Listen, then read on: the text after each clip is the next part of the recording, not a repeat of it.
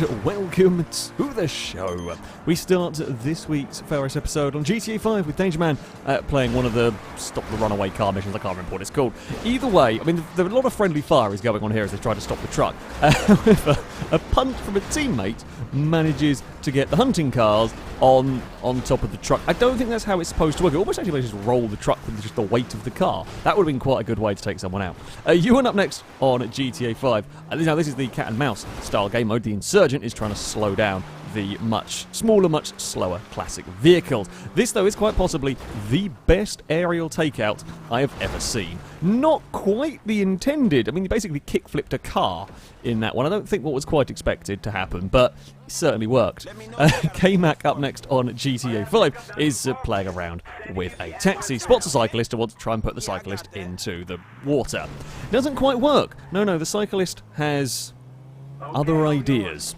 Yes, that's we've got a new bonnet ornament going on in all of that. We've seen wildlife do it on Just Cause, but not cyclists. Claymore Dragon up next on V-Rally 4 has got things wrong in a Rallycross car, goes to recover it, clips a tyre bundle, goes for a flip, and then lands on the tyre bundle. I'm not quite sure the physics of that particular one, although I am sure that vehicle is not going to be getting off that tyre bundle anytime soon.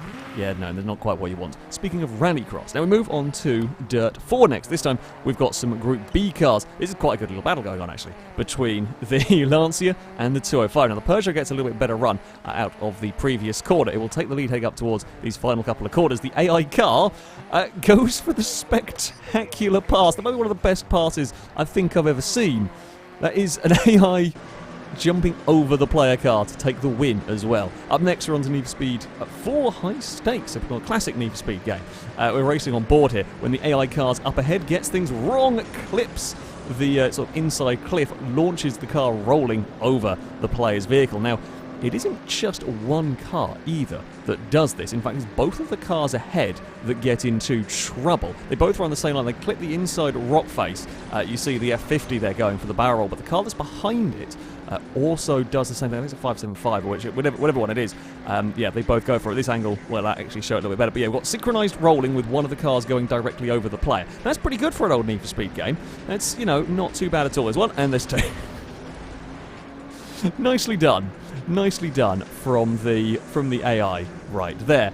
Now we have a slightly more unusual setting for this next one. Kerbal Space Program now trying to land a lander, I presume on the Mars equivalent. I don't actually know. Either way, it's coming down. Everything's going relatively well here, though. A little bit too much on the throttle here. Amazingly, though, despite the fact that was pretty much looking like ripe for disaster, it's a stylish landing. A very, very fortunate one. A very fortunate one, but it has landed. It's just about I wouldn't want to be in that one. We move next to Ultimate Blister 2 with not something happy on this car. Yes, the front tyre has done a peculiar. It's done a very peculiar. In fact, it's done such a peculiar, the car can't actually move with this one anymore. Now, I've seen this weird tyre stretchy thing happen. It happens occasionally on project cars too. We've seen a few clips. Normally when a car sort of rolls, it stretches the tyre. I don't quite know what causes it, but it's not going to drive in that Formula 1 car. Turkey Prime up next on a pure rock crawling is off exploring around, doing their thing, when there's a little bit of angry flaw, shall we say. The vehicle that we are on board with here finds a little bit of flaw that is not really the nicest, and when we go back to have a bit of an investigate, turns out, it is very angry flaw. Don't piss off the flaw. Sometimes it can be quite mean to your trucks, to your vehicles. Sometimes it can get quite stuck. This one is still quite unhappy. Definitely not where you want to be going. We move next on to Euro Truck Simulator down under Thunder. Is not abided by the speed limit, shall we say. Presumably taking the limiters off. The truck is whizzing around with this. Everything going okay until clips the barrier, ends up punting a I think it's a Golf or a Polo or something. It's long gone. It's off into the field. That's a hell of a punt. That is one hell of a punt. It's an unfortunate traffic car right there. Yeah, you got to be a little bit careful. Dilly Bar on Wreckfest is driving a van up against a selection of buses. Now, the van is a little bit quicker, certainly. However, the buses have had enough of the van's shenanigans. And, well, first of all, managing to crash into it on the crossroad. The next one ploughs into the side of it. Everything then ploughs into the back of it, and the van has very much lost this battle. Yep. Team Bus has, I would say, quite categorically won. Well, it's made a mess. Maybe categorically one is a bit of a... might be overselling it, but certainly the van is quite poorly and quite stuck from all of that. And finally, we have Nexon on Watch Dogs. So, mind their own business, driving around. It's got a flaming bike under the front, don't ask, who knows. However, spots an AI car doing something peculiar. Now, okay, AIs occasionally get lost in games. We've seen it happen plenty of times. You know, it's still funny when they've managed to park a bit, especially when the player's not really involved. So, this particular car has apparently made a mistake somewhere. There are some other traffic cars around trying to deal with it, trying to get out of the... trying to get sort of around it. Not quite sure how they've managed to park their vehicle up there, but don't worry, things are going to get weirder in this particular one. So the car, I think they're trying to... well, they're trying to drive forward, they're trying to reverse it, trying to get off. Eventually it does go off. As the player runs over it, it then rolls, climbing off. So as it falls off the rock, it rolls to the player on top of it.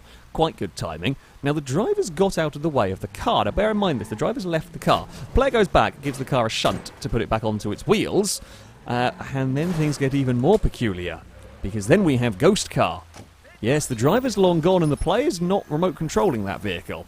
The car is driving. In fact, the weirder thing is the car is driving, but it's registering that there are people around. Like, it slows down to not run over people. It's driving, admittedly stuck going in a circle, but it is driving. You just can't really see very well. The windows are all smashed. You can't actually see that there isn't anybody in it, but you saw the person climb out of the car. There is nobody in that vehicle, and yet it is happy to drive around in circles. And it's happy to drive around in circles and doesn't clonk into danger. It's off doing its own thing. It's very weird. It's very weird. Like, the player goes and stands in front of it, it stops as well. You can see that the player gets in the car, can take control of it, and it's back to be... it's a peculiar ghost car we have going on here. When the player leaves it this time, it will stay put. But there we go. Apparently there are haunted cars in Watch Dogs. Who knew? Maybe that's how it ended up on the wall. Could be. That, though, is going to be it for today's episode. As ever, if you have clips you'd like to submit to this series, you can via our forums. There's a link in the description. At the very top of the page is the FailRace clip submission section, and in there you can find all of the rules and how to submit them. That, though, is going to be it from me. Thank you all very much for watching, and until next time, a goodbye.